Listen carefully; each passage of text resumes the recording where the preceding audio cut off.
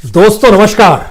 दोस्तों मान लीजिए इस देश में नीरव मोदी का अपना बैंक होता, मेहुल चौकसी का बैंक होता, विजय माल्या का बैंक होता, या फिर इस देश से फरार हुए लगभग 4,375 ऐसे बिजनेस पर्सन, ऐसे कॉरपोरेट से जुड़े हुए लोग, ऐसे औद्योगिक घरानों को चलाने वाले लोगों की शुमारी अगर इस देश में बैंक चलाने के साथ जुड़ी होती तो जरा कल्पना कीजिए क्या होता। क्योंकि ये ऐसे लोग हैं जिन्होंने इस देश में बैंक से कर्ज लिया और उसके बाद कर्ज नहीं लौटाया, उसके बाद इस देश को छोड़कर चले गए। और ऐसे में अगर इस देश में रिजर्व बैंक ये सोचने लगे कि अब कॉरपोरेट और बिजनेस हाउसेस को इस देश में बैंक चलाना चाहिए तो इसके मतलब क्या होंगे। दरअसल जब सिस्टम फेल कर जाए, राजनीतिक सत्ता किसी तरीके से इस देश में कोई काम ना कर पा रही हो, या फिर रूल ऑफ लॉ ही ना बचा हो, नियम कायदे कानून ताक पर रख दिए जाते हो। हमने देखा है पार्लियामेंट और विधानसभा के भीतर एक वक्त बात होती थी कि अपराधियों से दूर रहना है, एक वक्त जिक्र होता था करप्शन पर नकेल कसनी है, लेकिन यह किसे पता था कि दागी सांसद और दागी विधायकों की तादाद साफ सुथरे विधायक और साफ सुथरे सांसदों की तुलना में कई गुना ज्यादा हो जाएगी। यह इस देश का सच है। लेकिन ऐसे में क्या चोर को ही कोतवाल बना दिया जाए? यह भी एक अनूठी सोच और कमोवेश भारत के भीतर में राजनीतिक सत्ता से लेकर अब बैंकिंग परिस्थिति को भी अगर आप देखेंगे तो शायद ऐसी ही परिस्थिति आ रही है कि चोर को ही कोतवाल बना दीजिए। रिजर्व बैंक चाह रहा है और रिजर्व बैंक के भीतर एक्सपर्ट कमेटी है, उसने यह सोचा है कि अगर कॉरपोरेट हाउस और बड़े औद्योगिक घराने जो हैं वो बैंकों को प्रमोट करें, बैंकों को अपने तौर पर खोलें, तो फिर शायद इससे बैंकिंग प्रणाली ठीक हो सकती है।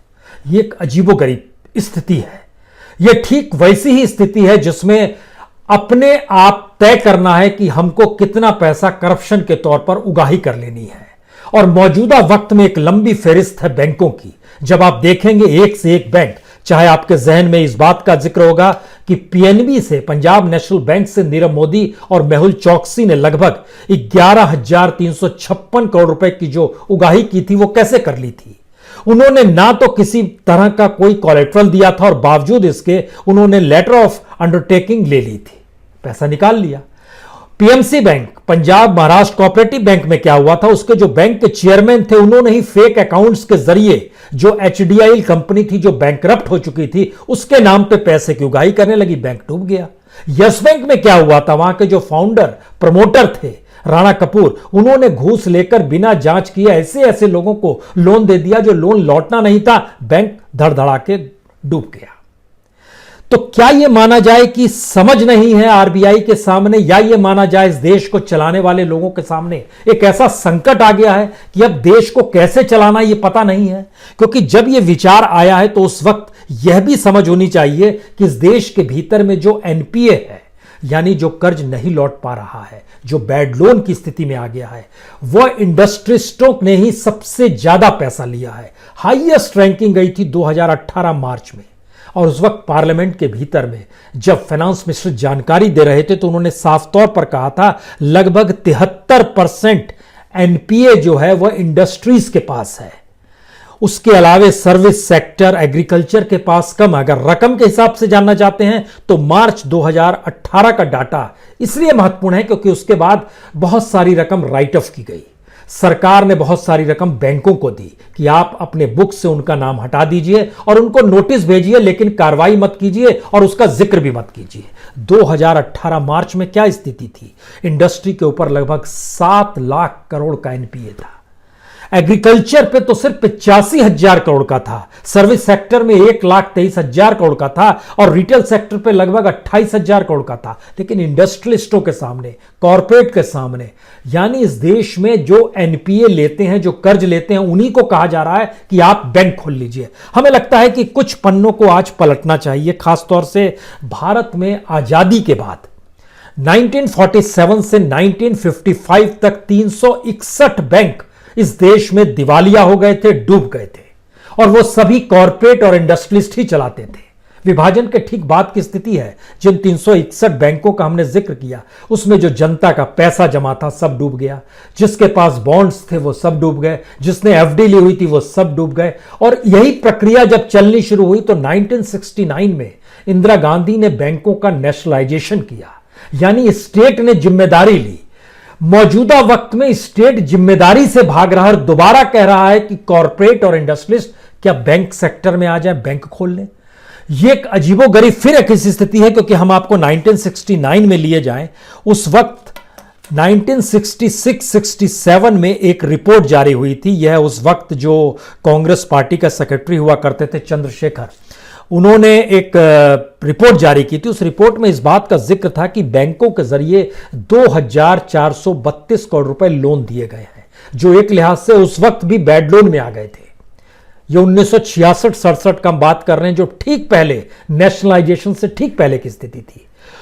उस 2432 करोड़ में से जो बैंक के डायरेक्टर्स थे, उनकी जो अपनी कंपनी थी या दूसरी कंपनी थी, उसमें जानकारी निकल कर आई कि 292 करोड़ रुपए उन्होंने ही लोन दिया है। लेकिन इनडायरेक्ट वे में लगभग 500 करोड़ से ज्यादा और लोन दिया गया था, यानी लगभग 700-800 करोड़, यानी लगभग लोन का 30% हिस्सा डायरेक्टर्स ने ही ले लिया था। जो प्रमोटर्स थे उन्होंने ही ले लिया था।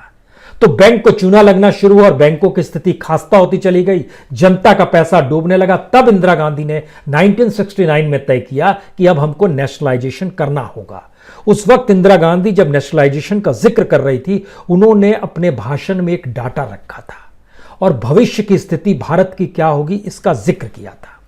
उन्होंने उस वक्त जानकारी दी थी कि भारत के भीतर में बैंक लगभग 8262 ब्रांच चल रहे हैं।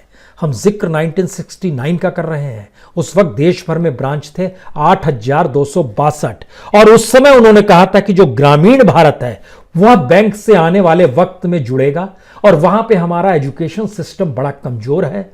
हमको वो उसको मजबूत करना होगी, बैंकिंग प्रणाली को, ऐसे कि लोगों का पैसा ना डूबे। 1969 में 1833 ब्रांचेस हुआ करते थे रूरल इंडिया में, और उसमें अगर अर्ध शहरी को मिला दीजिएगा तो अर्ध शहरी में तकरीबन 3342 थे। लेकिन आज की तारीख में जब आप आइएगा तो ग्रामीण भारत में सबसे ज्यादा बैंकों के ब्रांच हैं, 51,646।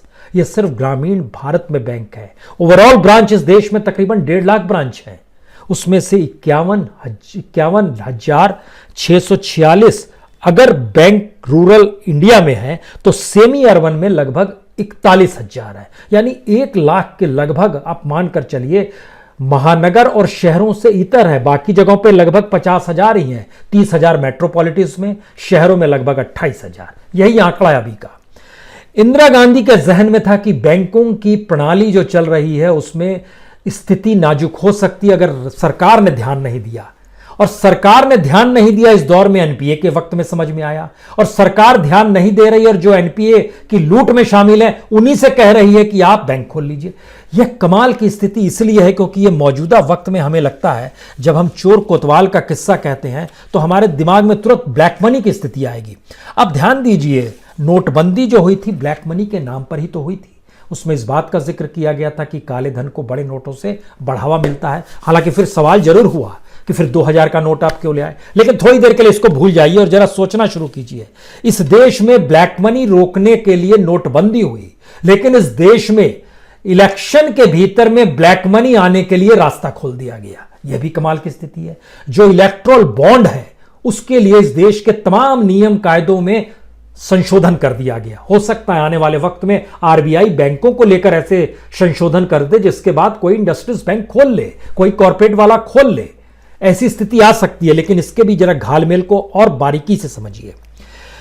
जिस समय इलेक्ट्रोल बॉन्ड लाया गया उससे पहले इस देश के फाइनेंस मिनिस्टर अरुण जेटली साहब हुआ करते थे। अब वो हमारे बीच है नहीं, उनका निधन हो चुका है। लेकिन उन्होंने ट्रांसपेरेंसी का जिक्र किया था।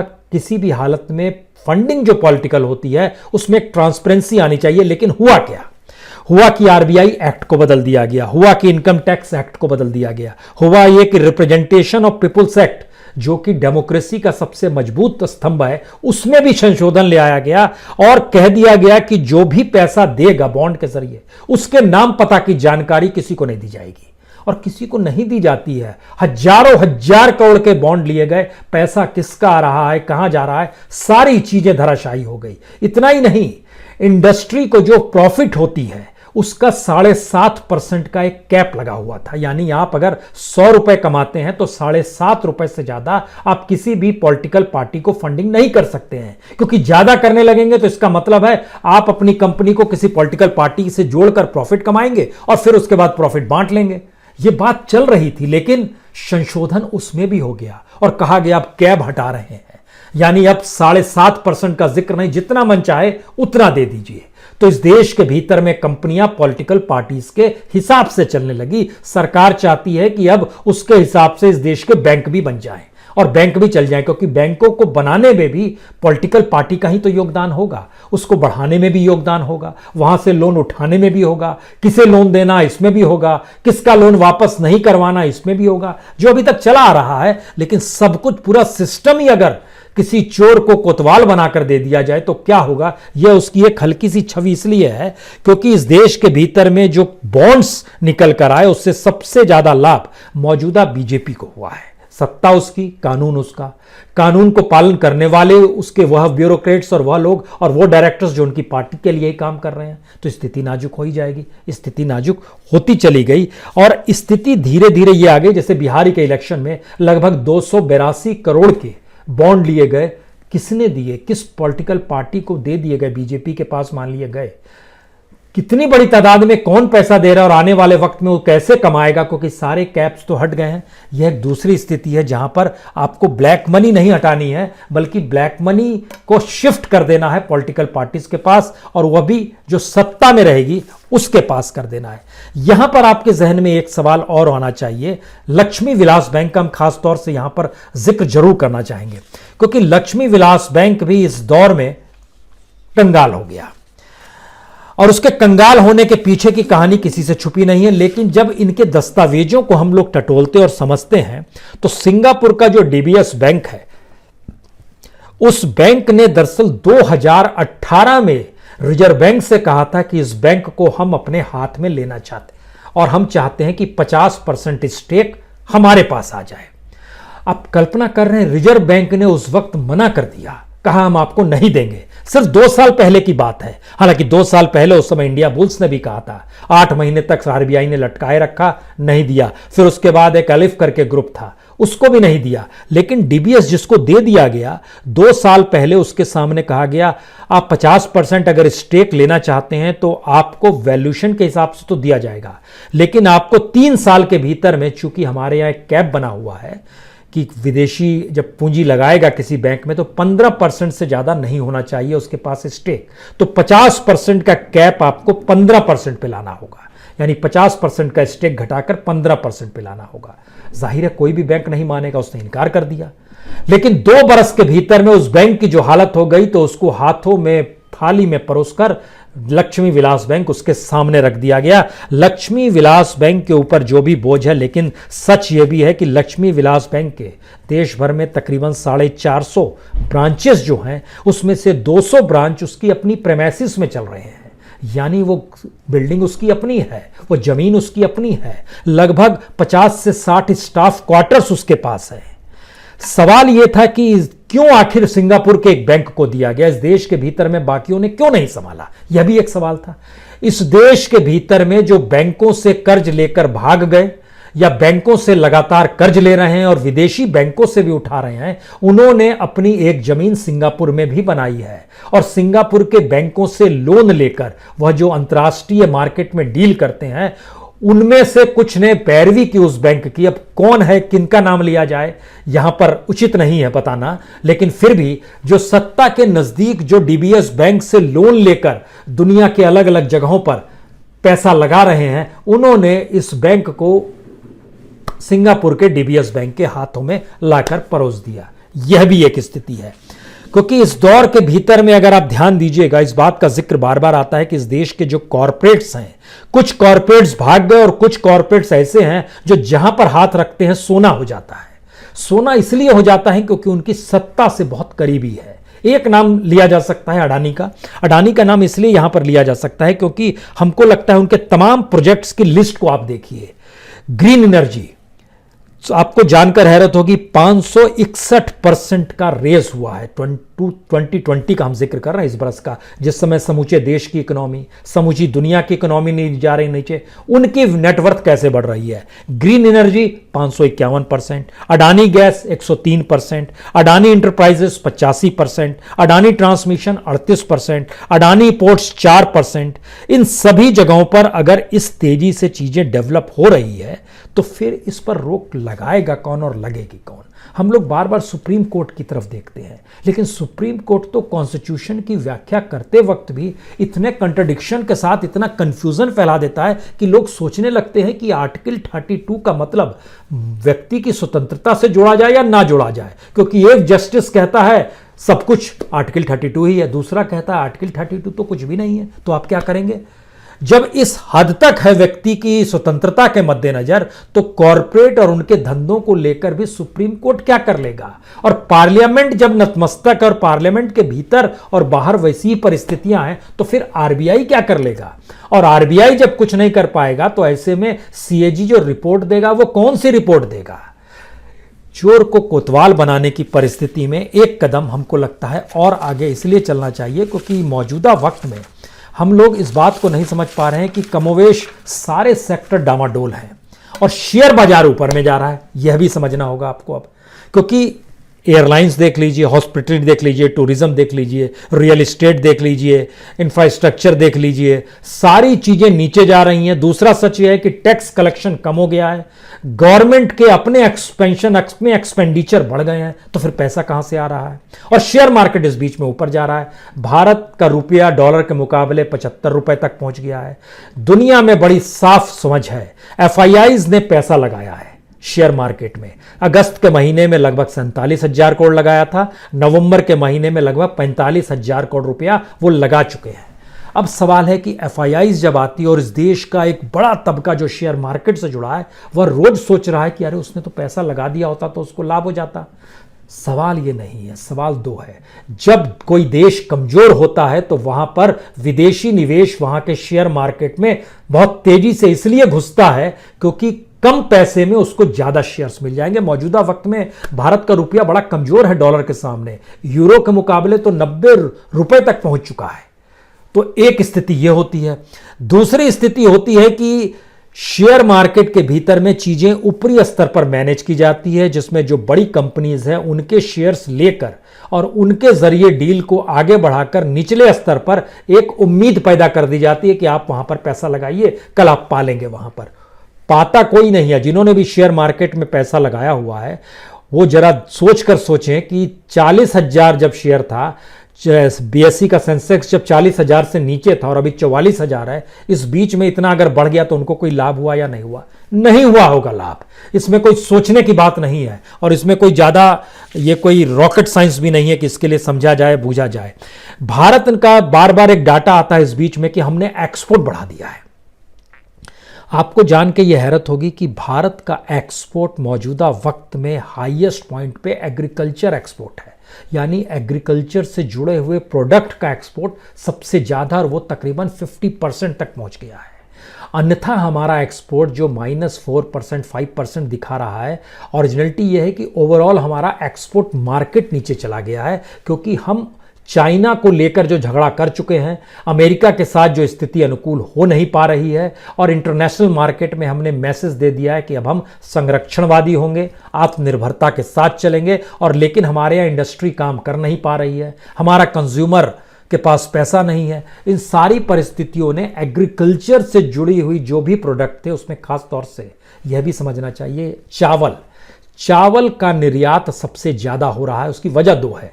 थाईलैंड सबसे ज्यादा निर्यात करता था, लेकिन थाईलैंड में जो वहां के राजा को लेकर आंदोलन चल रहा है, या फिर ऑस्ट्रेलिया में बात कीजिए, ऑस्ट्रेलिया के जंगलों में जो आग लगी, इन परिस्थितियों में भारत ने के जो चावल है वो मैक्सिमम एक्सपोर्ट हो रहे हैं। और खुदा ना खास्ता इस देश की अगर मानसून की परिस्थिति कहीं डगमग हो गई और किसी बरस प्रोडक्शन नीचे चला गया तो भूखमरी की स्थिति इस देश में आ सकती है। और इस देश के भीतर में जो महंगाई है वो 100% तक उन प्रोडक्ट्स पे बढ़ गई है जो प्रोडक्ट्स न्यूनतम गरीबों की जरूरत थी। आलू और प्याज 100% से लेकर 350% तक एक महीने में इन्फ्लेशन, महंगाई दर ऐसे बढ़ सकती है। यह भी एक कमाल की स्थिति। और दूसरी स्थिति, इस देश में कानून जब बना दिया गया, कोई भी जमाखोरी कर सकता है, और सरकार के अपने पास एफसीआई का गोडाउन हो या निजी गोडाउन हो, इतनी जगह नहीं है कि वह अपने सरकारी पैसे से खरीद किए गए वस्तुओं को गोडाउन में रख सके। तो जमाखोरी की स्थिति यह आ गई कि जो रिटेल सेक्टर है और जो थोक है, उन दोनों के बीच में गैप बढ़ गया, क्योंकि थोक को अपने साथ रखने वाले लोग, जो किसान से उठाया, जो मार्केट से प्रोडक्ट उठाया, वह तो उन्हें सस्ते में मिल गया। उसे जब वो रिलीज करते हैं बाजार के लिए, कंज्यूमर के लिए, नागरिकों के लिए, तो वह ज़्यादा में करते हैं। 1 रुपए का माल 10 रुपए में बेचते हैं, क्योंकि जमाखोरी की स्थिति साथ में जुड़ गई। जो हाल में 3 विधेयक आए थे एग्रीकल्चर से जुड़े हुए, यह एक स्थिति ठीक वही है कि आप चोर को कोतवाल बना दीजिए। और जब इस स्थिति में हम आपसे बात करते हैं, तो जो बैंक खोलने की स्थिति है, हमको लगता है इन परिस्थिति को भी देख लीजिए, क्योंकि कोई भी सेक्टर हो, पावर का सेक्टर, ऑटोमोबाइल का सेक्टर, ट्रांसपोर्ट का सेक्टर, आयरन का सेक्टर, स्टील का सेक्टर, रोड का सेक्टर, सीमेंट का सेक्टर, बेसिक मेटल का सेक्टर, मैन मेड टेक्सटाइल है उसका सेक्टर, इंफ्रास्ट्रक्चर का सेक्टर, माइनिंग का सेक्टर, इन सेक्टर्स का जिक्र हमने इसलिए किया, इनसे जुड़े हुए लगभग 1800 लोग ऐसे हैं जिन्होंने बैंक से कर्ज लिया और कर्ज नहीं लौटाया, विलिंग फुलिंग कह दिया हम पैसा लौटाने की स्थिति में नहीं है, आप हमारी कंपनी को बेच दीजिए या जो कर दीजिए, हमसे चीजें नहीं संभलेंगी। तो वह इस देश को कुछ छोड़कर भाग गए, कुछ ने अपने आप को कंगाल घोषित कर दिया। अब यहां से सवाल होता है कि इसने, अगर इस फील्ड के लोग अगर इस देश के भीतर, इनके ऊपर कितना कर्ज था और कितना पैसा लिया। हमको लगता है खासतौर से इंडस्ट्री की एक स्थिति आपको हम जानकारी दे देते हैं। इंडस्ट्री के ऊपर में, इंडस्ट्री में भी अगर सिर्फ पावर सेक्टर का पहले जिक्र कीजिए, पावर सेक्टर के ऊपर में 3036 करोड़ 2012-13 में एनपीए था, जो कि आज की तारीख में बढ़कर, या फिर मनमोहन सिंह के आखिरी दौर में आइए तो 6783 करोड़ का एनपीए सिर्फ पावर सेक्टर में था। आज की स्थिति में वो 94,467 करोड़, 94,000 तक पहुंच गया है। 94,000 इस दौर में पहुंच गया, कितने गुना से ज्यादा भाग कीजिएगा। और यही अगर आप इंडस्ट्रीज में आना शुरू कीजिएगा तो आपको जानकर हैरत होगी कि जिस समय मनमोहन सिंह जा रहे थे 2013-14 में, उस समय इंडस्ट्री का एनपीए जो था 94,246, 94,246 करोड़, जो आज की तारीख में बढ़ते बढ़ते 18-19 का जो आखिरी डाटा आया है, वो कहता है कि सिर्फ इंडस्ट्री क्षेत्र में जो लार्ज इंडस्ट्री है 5,78,364 करोड़। यह एनपीए सिर्फ उनका है। और जो लोग अपने आप को दिवालिया घोषित कर देते हैं, वो आखिरी सच सुन लीजिए, क्योंकि व्यवस्था किए हुए हैं कि आपसे कंपनी नहीं चलेगी, आप दिवालिया घोषित कर दीजिए। उसके लिए हमने एक एनसीएलटी बना लिया है, एनसीएलटी यानी नेशनल कंपनी लॉ ट्रिब्यूनल बनाया है। एनसीएलटी में इस कोविड से ठीक पहले मार्च तक 3,774 मामले आए। इन 3,774 मामलों में से 2,170 मामले अभी भी पेंडिंग पड़े हुए हैं। उसमें से 1,604 मामले रिजॉल्व किए गए कागज पे। कागज पे इसलिए क्योंकि इसमें से 90% ने दोबारा अपील कर दी, तो दोबारा मामला अटक गया।